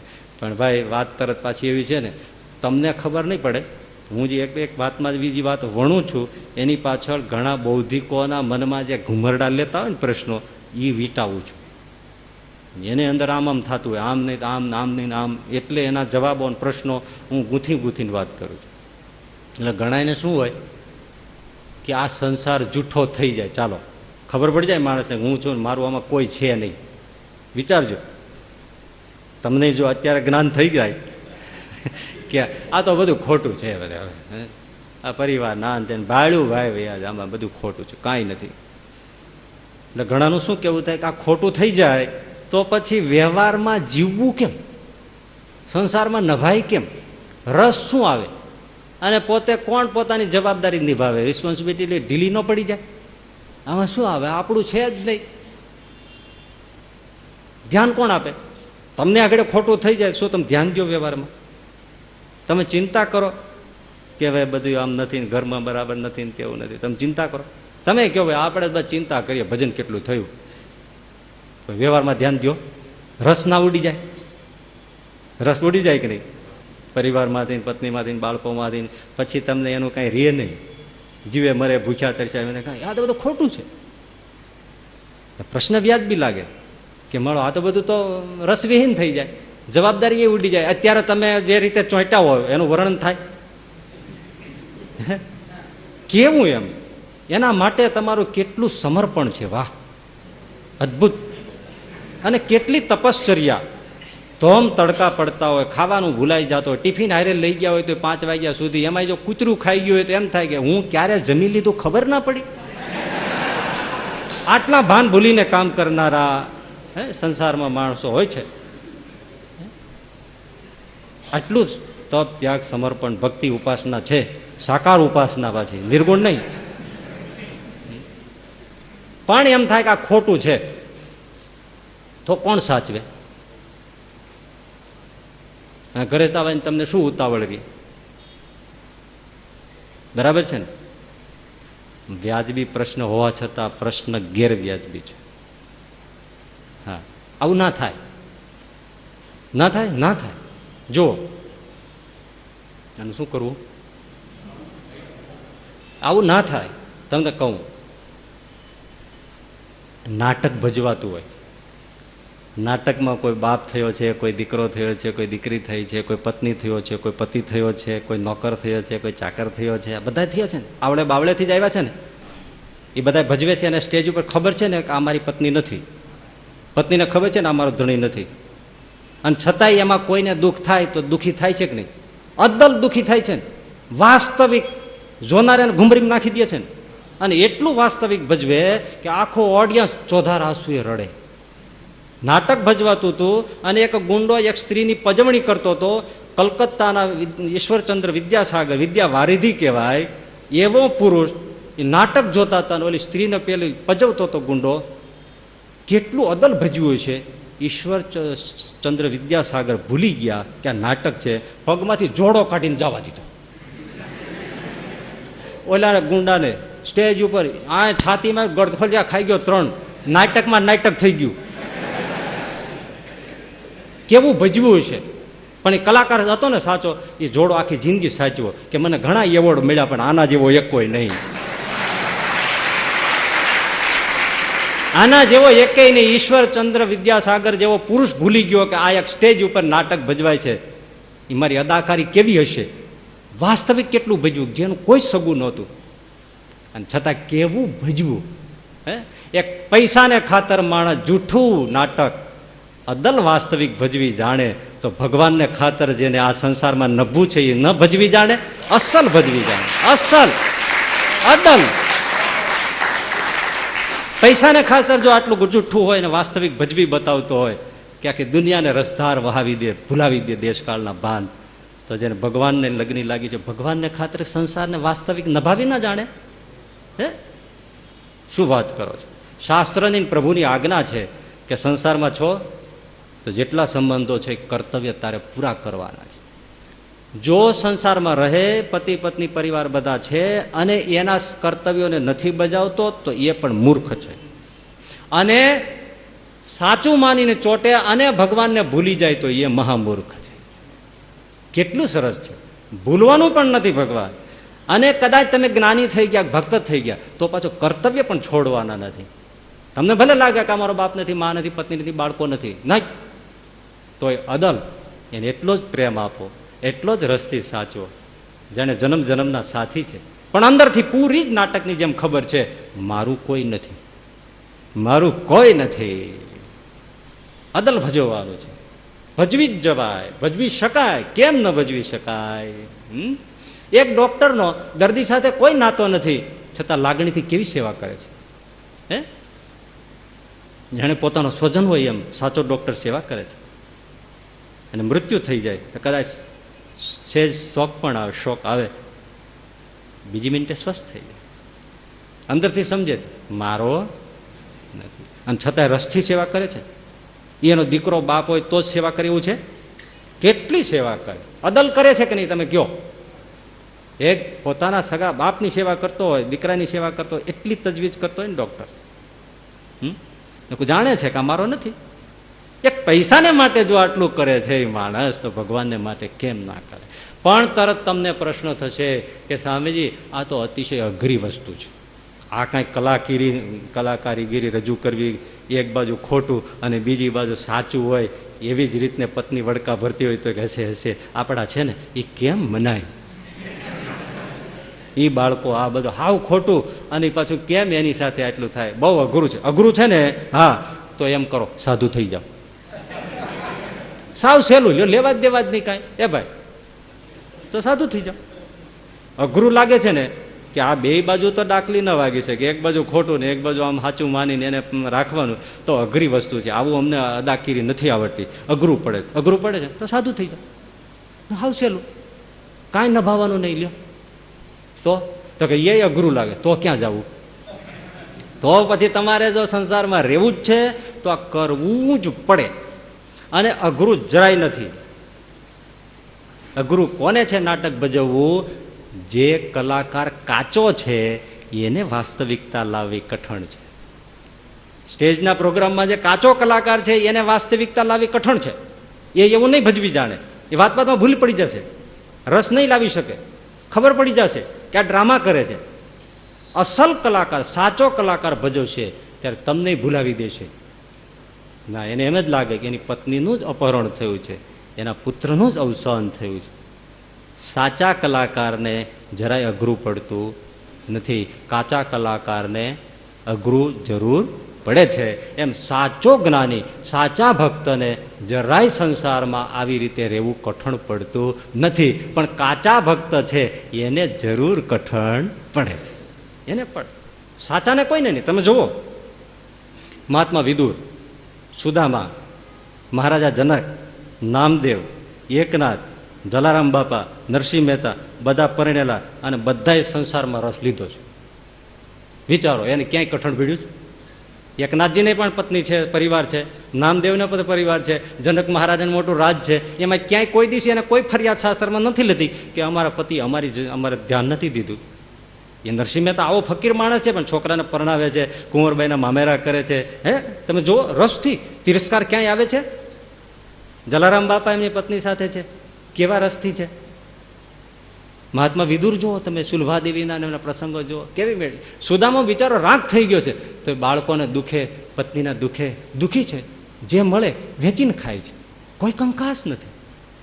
કેવી રસથી જીવે છે, ખોટું જાણે છે, મહાભક્તો છે, છતાંય જ્યારે જીવે છે ત્યારે અત્યંત રસથી જ જીવે છે. એટલે અઘરું જરાય નથી, સાચાને અઘરું નથી. પેલાને અઘરું લાગે છે. અને ભાઈ ઘણાને એવું કેવું છે કે પછી આવી રીતે રસ ના આવે સંસારમાં. અરે ભાઈ, સાચામાં સાચો રસ તો જે જ્ઞાની ભક્ત છે ને એને જ સંસારમાં રસ સાચામાં સાચો એને આવે. કારણ કે એને કોઈની પાસે અપેક્ષાની અંદરથી જાણે છે ખોટું છે. દુઃખ ક્યાં થાય તમને અરસ પર કે તમારું કોઈ ના માને તો તમને દુઃખ થાય, તમે સાચું માન્યું ત્યારે. પણ જે માને છે ખોટું જ છે, એનું અપમાન થાય, ઘરમાં રાખે ન રાખે, ચાહે ન ચાહે, અપેક્ષા પૂરી થાય, કાંઈ હોય જ નહીં. કારણ કે એને મારું તારું કંઈ ભાવના છે જ નહીં, અંદરથી જ જાણે છે ખોટું છે. એ જેટલો રસથી સંસારમાં રહી શકે એવા આસક્તિવાળા, બંધનવાળા અને દ્રઢ ચોંટી ગયા મારું માનીને એ કોઈ એવો રસ લઈ શકે? ખરો રસ તો આવા વિતરાગી જ લઈ શકે. સાચી રીતે સમજાય આ વસ્તુ તો જ કારણ કે એને કાંઈ છે જ નહીં. બહુ રસથી રહે ઉલટાના. કારણ કે 2 મિનિટ પહેલા એને કોઈ ઘરમાં કાંઈ કહી દીધું, બીજી મિનિટ જ ભૂલી જાય. એ તો હરીમાં ખોવાઈ જાય. રસ કોને આવે કયો જી? અને ઓલું તમને સેજ કહી દીધું, એટલું સાચું માન્યું છે, એ અઠવાડિયા 15 દિવસ સુધી મનમાં ઘૂમ્યા જ રાખે. આવું એને કીધું જ કેમ, આવું મને કીધું જ કેમ નહીં. પેલીને કાંકરિયા લઈને પત્ની ફરવા ગયો અને ફરતા ફરતા પછી બધું જોયું અને ગેંડો જોયો, એ બધું ફરી અને ઘેરે આવ્યા તો એની પત્નીએ બધા પોટલા બાંધ્યા. એનો ધણી કે આ તું ક્યાં જાય છે? હું પિયર હાલી. પણ હવે તને શું થઈ ગયું? તો કે 2 મહિના પહેલા તમે મને ગેંડો કહી હતી, આજ મને ખબર પડી શું છે. હવે મને ખબર નહોતી, મને એમ કે તમે મને બહુ સારું કીધું. ભૂલાય છે? મનમાં નથી ભૂલાતું, પણ ઓલા સાચાને એ મનમાં હોય. રસથી જીવે ભાઈ, રસથી. કારણ કે સમજે છે કે આ સાવ ખોટું છે. ગામમાં ભવાઈ આવ્યા, ભવાયા રમતા હોય બધા એને પછી ભેટ સોગાદો બધી લખાવે ને આપે. ગામના આગેવાન શેઠ, પૈસાદાર માણસ, એને લોકો પકડીને લાવે. પણ શેઠ આવીને બેઠા, ભવાએ સરસ મજાનો ખેલ ભેજ્યો, હવ લખાવેલા. શેઠજીએ લખાવવું પડે. એકા 5-25 રૂપિયા એ જમાનાના લખાવી દીધા શેઠજી, હવની હરવાર લખાવવા પડે. એટલે ભવાઈ તો પૂરી થઈ ગઈ. સવારે તો એટલે ભવાયા પછી બધી ઉઘરાણી કાગળ લઈને નીકળે. એ લઈને નીકળ્યા ને આવ્યા શેઠની પાસે. શેઠ બેઠેલા ઝૂલા ઉપર. હવે કે આવો આવો, શું છે શેઠજી? રાતે તમે આ 25 રૂપિયા ફાળામાં લખાયા હતા ને તે લેવા આવ્યા છે એમ. વાત બરાબર હો તમારી ભાઈ, પણ મારે તમને પૂછવું છે, શું તમે આવા સારા માણસ થઈ અને રાતે આખા ગામની સામે બૈરા માણાને તમે ઠેકડા મરાવો અને નાચ નચાવો, એ સારું કામ કહેવાય? એટલે ઓલા નાટકવાળા કે અરે શેઠજી તમે પણ સાવ ભલા ભોળા છો બાપલા. એ જમાનો એવો હતો, બૈરાઓ કોઈ નાટકમાં ન ભજવે ને પાત્ર, પણ પુરુષો જ બૈરા થતા. બૈરાઓ કાંઈ આવી સ્ટેજ ઉપર ન આવતી, એ જમાનો હતો. ફિલ્મોમાં શરૂઆતમાં એવું હતું કે એ સ્ત્રીઓનું પાત્ર પુરુષો ભજવે. તો અરે શેઠજી બાપા તમે ભોળા છો. અરે ભોળાની ક્યાં વાત કરો, મારી નજર સામે જોયું કેવા કેવા તમે નખરા કરાવતા હતા. બાઈ માણસને આવી રીતે એની આપણે મર્યાદા કરવાની હોય, ઇજ્જત કરવાની હોય, એને તમે આમ આખા ગામની સામે આમ તમે નચાવો અને આ બધું એ સારું નહીં. અરે શેઠજી, બૈરા ન હોય એ પુરુષ જ બૈરા થયા હોય, પુરુષ જ. હા તો નાચાય એ તો બધું ખોટું ખોટું. શેઠજી કે એમ ખોટું ખોટું? હા તો મેં લખાયું ને એ ખોટું ખોટું. જાઓ જાઓ બાપા જાઓ. અને ઓલા દલીલ કરી શક્યા નહીં. બોલો, જેને આવી રીતે ખોટું ખોટું તો હા મેં ખોટું ખોટું, એના જેવી મજા કોઈને આવે કહો લ્યો સંસારમાં. તમે કીધું એ ખોટું ખોટું, મેં સાંભળ્યું એ ખોટું ખોટું. લ્યો લેરા ને લેરા, કાંઈ છે લેવા દેવા. એમ સાચાને કોઈ તકલીફ આવે નહીં, એને અંદરથી સમજાઈ ગયું છે. અને છતાં અંદરથી પૂરેપૂરો પાછો રસ લેતો હોય, બહારથી પરિવારને બરાબર ધ્યાન દેતો હોય. કાચાને તકલીફ, સાચાને જરાય નહીં. એ બંધિયાના ડોસા ભગત, વેપારનો ધંધો, ગામમાં જે પાક આવે ડોસા બંધિયા એનું બધું રાખે. ધારણો પર ધારણ થતી હોય, કપાસનું ચાલતું હોય તો 1 ધારણ 2 ધારણ ગણાતી હોય, લખાતી હોય, જોખાતી હોય. શેઠ સાહેબ આખો દિવસ સાહેબ મોડી રાત સુધી નવરો પડે નહીં શેઠ. એમાં મહારાજને ગરડામાં ઉત્સવ સમયો આવે અને બંધિયાથી બધા ભક્તો જાય. અને મહારાજે દાદાના દરબારમાં પૂછ્યું કે અમારા ડોસા ભગત ન આવ્યો. અરે મહારાજ એની વાત જવાય. કેમ? બધા તો મહારાજ અમે ગળા સુધી સંસારમાં ડૂબ્યા હશું, પણ તમે ડોસો ડોસો કરો છો. એ ડોસો ભગતની ચોટલીએ દેખાતી નથી, એટલો સંસારમાં ડૂબ્યો છે. મહારાજ કે અમારો ડોસો સંસારમાં એમ ડૂબે નહીં. અરે મહારાજ આખો દિવસ અત્યારે કપાસની સિઝન છે ને, બસ એમાં ને એમાં છે મારે. અમે જ્યારે કહેવાય ગયા ને ત્યારે એમણે કીધું હું અત્યારે મારા ધંધામાં છું, હું ઘરડા નહીં આવું. હવે આને શું કહેવાય મહારાજ? મોડી રાત સુધી બસ જ્યારે જોવે ત્યારે બસ આમાં આંગળીઓ ગણ્યા લખ્યા હિસાબ જ કર્યા રાખે છે.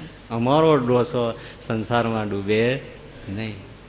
જો રસથી છે, વ્યવહારમાં છે, ધંધામાં છે, પરિવારમાં છે, જોનારાને લાગે છે પૂરા રસથી કામ કરે છે બાપા. પણ સહજાનંદ સ્વામી શું કહે છે? અમારો ડોસો ડૂબે. જો નાટક તમે જુઓ, અસલી નાટક, અંદરથી ખોટું જાણ્યું છે અને છતાંય રસ. આ મારો ધંધો છે, આ ગામડાનું હું ન ખરીદું તો કોણ ખરીદે? આ મારે ન કરવાનું તો કોણ કરે? અને હું વેપાર ધંધો, શેઠનો દીકરો, આ મારે ન કરવાનું તો કોણ કરી દે? અંદરથી ખોટું, બહારથી પૂરો રસ. એ જાણે કોણ? ભગવાન જાણે, જોનારાને ખબર ના પડે. મહારાજે તરત કીધું લાવો કાગળ લખો. ડોસા ભગતને કાગળ લખ્યો. એક માણસને કીધું ચિઠ્ઠી લઈને જાઓ. ડોસા ભગતને લખ્યું આ ચિઠ્ઠી મળતાની સાથે જ્યાં હોય ત્યાંથી તરત કાશીની યાત્રાએ નીકળી જજો અને કાશી થઈ અમે જ્યાં હોય ત્યાં મળજો. ચિઠ્ઠી લઈને માણસો ઘોડેસવાર તરત ગયો.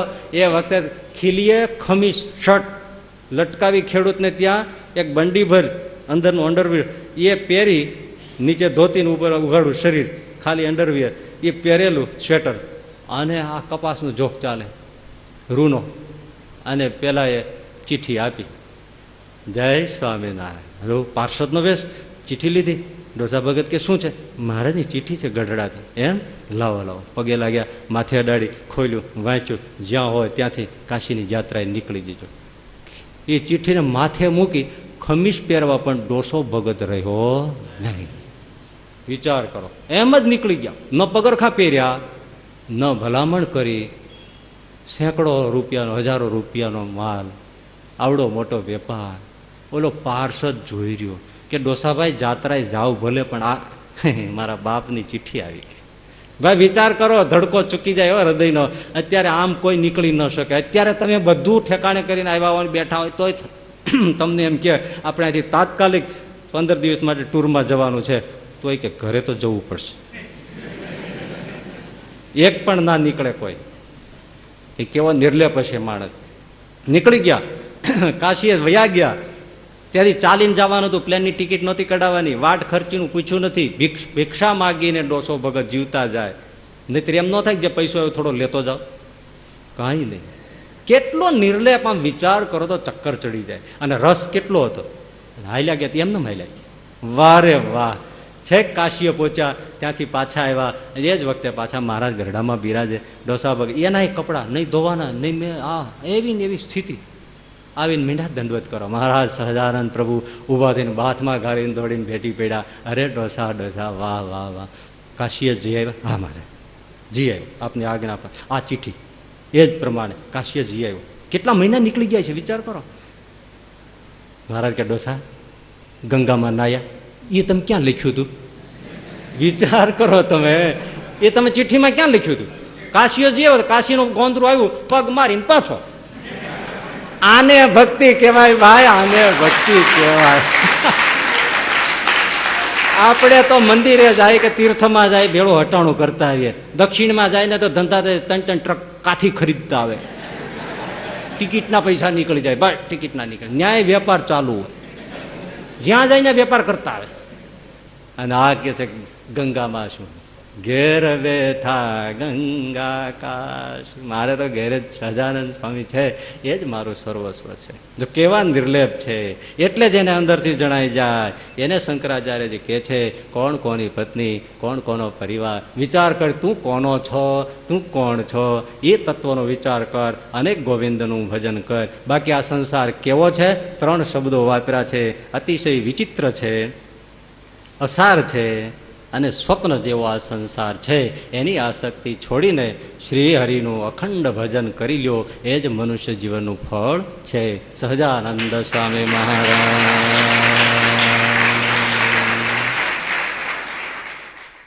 વાલા ભક્તજનો, જય સ્વામિનારાયણ. ભજન, કથા, વાર્તા, સત્સંગ આપણા જીવનનું અંગ છે. આપ સર્વે ગુરુકુલ પરિવારના યુટ્યુબ, ફેસબુક વગેરે માધ્યમોથી નિત્ય અમારી સાથે જોડાયેલા રહો છો. તો આ બધા ઉત્સવોને યુટ્યુબ ઉપર નિહાળો, શેર કરો, સબસ્ક્રાઈબ કરો. અને જે આપણી ગુરુકુલ પરિવારની યુટ્યુબ ચેનલ છે એને રેગ્યુલર અપડેટ માટે બેલ આઇકોન ઉપર ક્લિક કરો. આમ કરવાથી તમે સતત સારી પ્રવૃત્તિઓ સાથે દેવદર્શન માટે, ઉત્સવો માટે સતત જોડાયેલા રહેશો.